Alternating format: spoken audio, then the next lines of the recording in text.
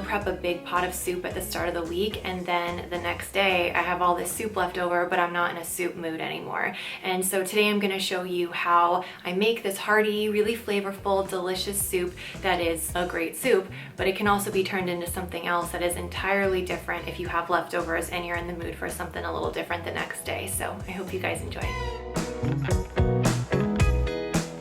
So this is a pumpkin samosa soup, and if you don't know, a samosa is like a crispy, deep-fried Indian pastry with savory potato and vegetable filling. It's got delicious spices, and I really love to have it with chutney. It's one of my absolute favorite foods, and so this is inspired by that. So I start with the onions and the carrots, and I'm gonna go ahead and saute the onions until they're translucent. And so they go from being kind of a solid white opaque color to being a little bit more yellow and kind of see-through. And at that point, they've released a lot of their flavor. They're gonna have sweetened up a little bit, and that is the perfect time to add your garlic. The onions and the carrots and the garlic are gonna cook down and really create a nice flavorful base for the soup. You don't wanna rush this step. You do wanna let these veggies cook together for a good 5 to 10 minutes, and that way you'll have a really flavorful base. I sometimes am tempted to skip this part or rush through it, but if you let the onions and the carrots and the garlic cook for a couple of minutes, they'll really release a lot of flavor, and it will be kind of like a foundation, like a flavor foundation for the soup, and we can build off of that. Now, before I add any other ingredients or liquids, I want to go ahead and toast my spices. This really helps to bring them back to life, and the first thing that I'm going to start with is some curry powder. And then I'm going to use some garam masala. It's a savory spice blend, but there is a little bit of cinnamon in it, so it works really well with the pumpkin. It's going to be a very savory, well-seasoned soup, but it has just a touch of cinnamon, which gives it kind of a little bit of a fall essence right in the background. It's really, really nice. And I like these little sizes for spice blends or certain spices that I just don't use very frequently. Spices last a long time, but they also can kind of go bad or stale, just kind of lose their flavor if they sit in the pantry too long. So I do like that you can get tons of delicious spices in these small little boxes. I'm also gonna add in some ginger and red pepper flakes, and we can't forget the salt. I like to layer in salt when I'm making soups and curries and sauces, so I'm gonna do a little bit now, and then I can add more later as needed. Then I'm going to add some tomato paste for umami richness. This is really going to give the soup some depth, and it's going to help create a really flavorful broth.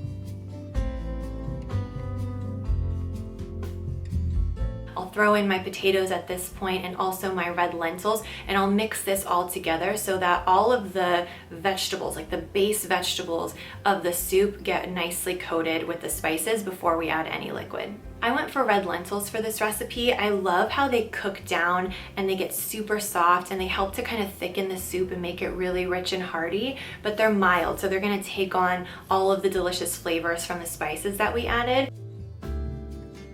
Then I'm just gonna add in the wet ingredients. So I'm gonna add a can of pumpkin puree, and then I'll fill up that can with water and add that in as well.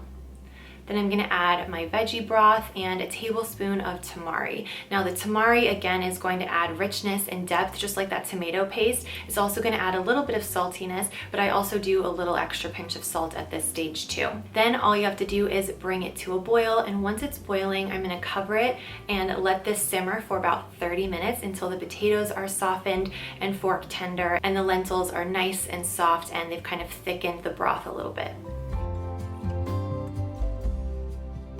All right, so that's gonna cook for about 30 minutes, and if you've been eyeing the pot that I've been using today, I don't blame you, because I feel the same way about it. I think it's really pretty, and I think that warm kind of terracotta stone color is something that you don't really see in a lot of cookware, which is really the first thing that drew my attention to it. But one of the things I love about our place, which is where I got the perfect pot, which I'm cooking with today, is that everything is not only beautiful, but also really functional. And I've teamed up with them again because right now they're doing a site-wide sale, which they never do, it never happens, but they are doing a sale on not only the Always Pan and the Perfect Pot, but site-wide. So the plates and the cups that you see in my videos, the knives and the cutting board, literally everything is on sale right now. And so if you have been eyeing the Perfect Pot or the Always Pan and you've been kind of on the fence, I think now would be a really great time to check it out, because it's got the non-stick, non-toxic coating. It's super lightweight, but it works really well. So it's functional, but it's pretty enough for me to take from the stove directly to the table, serve things kind of family style, and I literally do that all the time. So definitely take advantage of this sale while it lasts. I will put links to everything you see in this video in the description box below. So one of the things that makes a samosa is the deep fried crispy pastry around it. And I'm not going to be deep frying anything today, but I do think that serving this soup with some warm flatbread or some vegan naan or even just some crusty bread or crackers really does help to kind of tie in the samosa flavor. It's delicious on its own, but you can think of the soup as like the filling of the samosa, and then the bread or the crackers that you serve it with really kind of act as the pastry and make it taste like a samosa basically. So I love serving this with a little bit of fresh lime on the side as well. I think the lime adds this little bit of freshness and ties all the flavors in together too. So that's how I serve this as a soup, but let's say it's the next day. I'm not really in the mood for soup. I want something a little heartier, a little bit more substantial. What I like to do is serve it as almost like a curry. You can think of it like that, because if you've ever made a vegetable soup and you took out the leftovers the next day, you may have noticed that a lot of the water is absorbed, or a lot of the liquid, the broth, gets absorbed into those vegetables, which is a good thing because it's like marinating them and making them more flavorful and delicious. But it means that you're gonna have to add more liquid if you want it to be a soup. Luckily, if you want to use this soup as a curry, you just can heat it up just as is without adding any extra liquid. And I'll kind of mash the potatoes and the carrots a little bit with the fork, so it's kind of more of a, you know, like a lentil dal texture. And then I'll just serve this with some rice. I'll do a little dollop of some coconut yogurt on top. Maybe I'll do some sriracha, fresh cilantro. You could do avocado. You could do some mint chutney if you have that, or some cilantro sauce.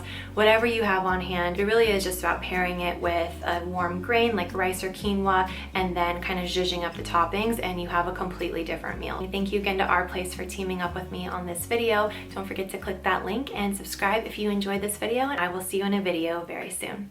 Bye everyone.